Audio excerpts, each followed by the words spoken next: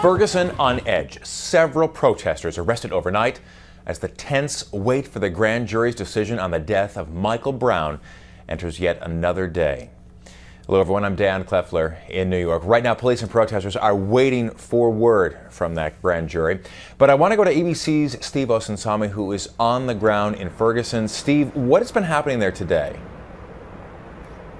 Well, today there's a lot of people, of course, waiting to see if that decision is going to come down today. A lot of attention focused on the grand jury room at that courthouse in Clayton, hoping that that decision might come down any day now. Businesses across this region are boarding up windows, preparing for the worst. Police are preparing for possible unrest that they worry could last for days. I would say that the atmosphere is tense, the feeling is nervous. There's a lot of concern about what could happen here, and many calls for peace. Earlier last night, the father of Michael Brown put out a PSA, a public service announcement, where he essentially called for peaceful protest and said that he didn't want his son to die in vain, and he wanted people who were protesting in the name of his son to do so peacefully.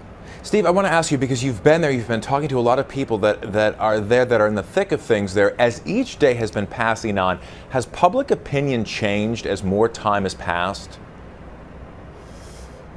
I'm not sure if public opinion has changed in terms of the underlying issue here. There's still a great divide in terms of the issue of racial profiling, how it's seen by people of different races. But if you're talking about public opinion in terms of, what should be happening in this case and what decision this grand jury should come down with, I think the general feeling is that this grand jury is going to return no charges against Officer Darren Wilson. What have we been hearing then about the possibility of the officer himself possibly resigning?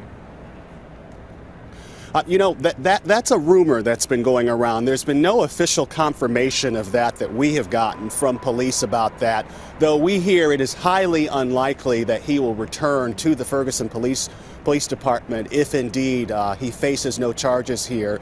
I will tell you that we talked with his boss, Police Chief Tom Jackson, last night, who shared with us that he is trying his hardest to keep this community together, that he is working with his officers to hopefully keep the peace, and told us that at the end of this, he hopes that this city is reborn. I have a mission to complete. What's your mission? What is it? I want to see the department come through on the other side of this better. I want to see the community come out better, and the nation. His police station has been the center of many of the protest activities, including last night where those people were arrested that you mentioned.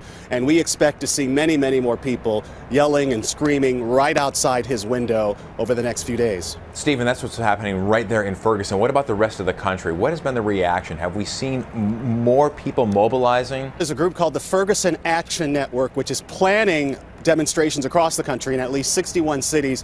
And there have already been demonstrations in several cities. In Atlanta just a few weeks ago, a group of demonstrators marched down to the connector, which is the main highway that divides the city, where traffic needs to flow north and south of the city, has to pass through that connector, stood on the connector blocking traffic in the middle of rush hour, and they're promising to do that again. So we're going to see those type of actions across the country. Police chiefs in Chicago and New York already talking about this, about what they are doing to prepare for these types of protests, and are encouraging demonstrators to act peacefully.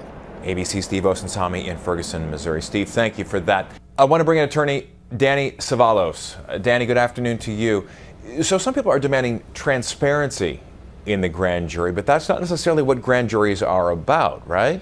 People during this time have demanded of the grand jury things that a grand jury was never designed to do. If you want transparency, you won't get it from a grand jury. They are designed to be secret.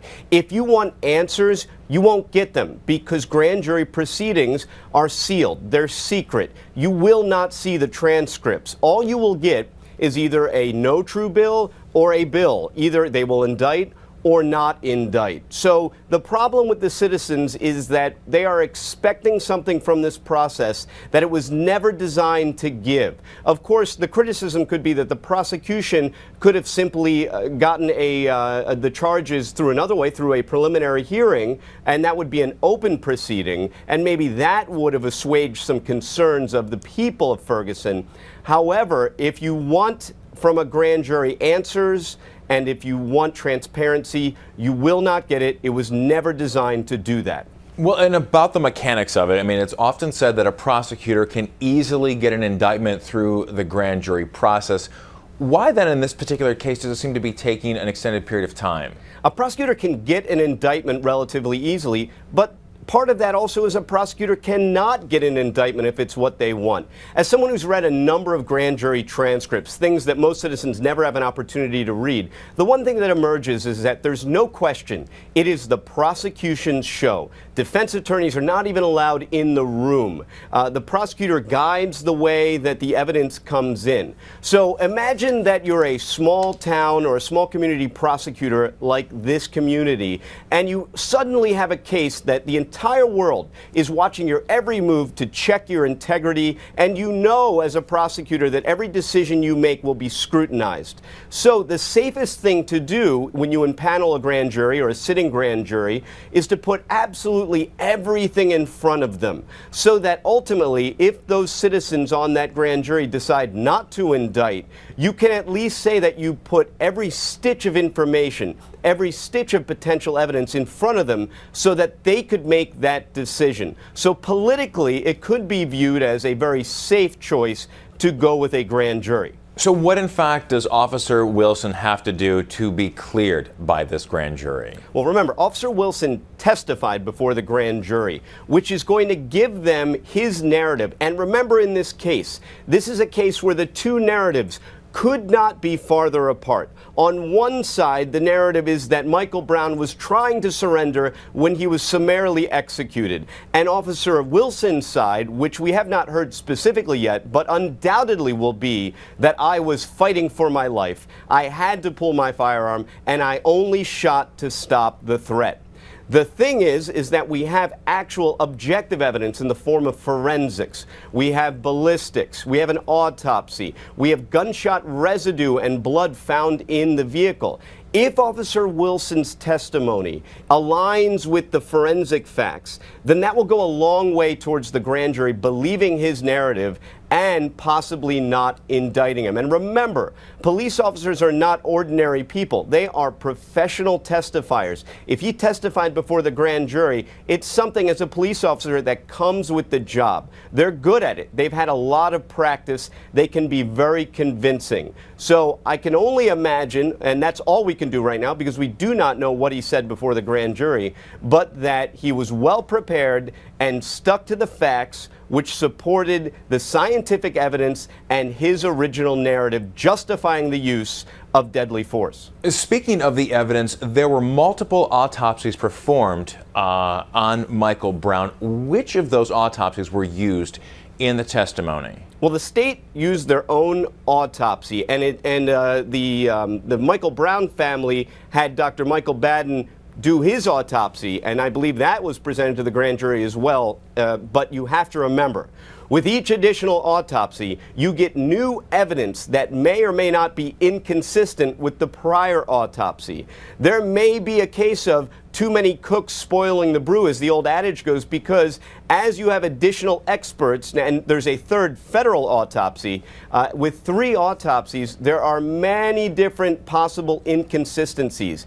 So even if a grand jury indicts, looking downrange, a defense attorney will have a cornucopia of inconsistent evidence with which to cross-examine. But at the grand jury stage, because the standard is so much lower, because we're only dealing with a preponderance of the evidence with 51% likelihood, then minor inconsistencies might be ignored by the jury.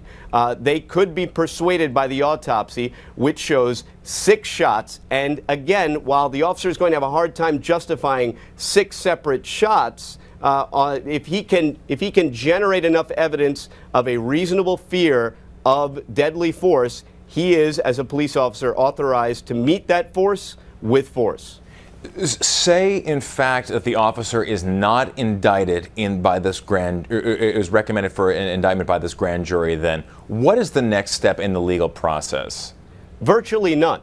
There could be a civil lawsuit, what we call a Section 1983 claim. The family could sue for wrongful death, but that would be on the civil side. On the federal side, there's always the possibility of a civil rights action, a federal criminal civil rights action against the officer. But at this stage, if there's no indictment, even though the federal government can choose to indict separately, those are separate jurisdictions or separate sovereigns, as we call them in the law, then if there's no indictment, then it'll be very difficult for the federal government to choose to go after Officer Wilson separately, because in a way their burden is slightly higher than the state burden for the crimes that people want to see this officer charged with. So while there's still a possibility of federal crimes or federal civil rights allegations, those are diminishing with each additional day. Attorney Danny Ceballos watching the case from Ferguson, Missouri there with the rest of us. Danny, thank you so much. Appreciate it. Of course, you can keep up with the story in real time by downloading the ABC News app and starring this story for exclusive updates on the go. For now, I'm Dan Kleffler in New York.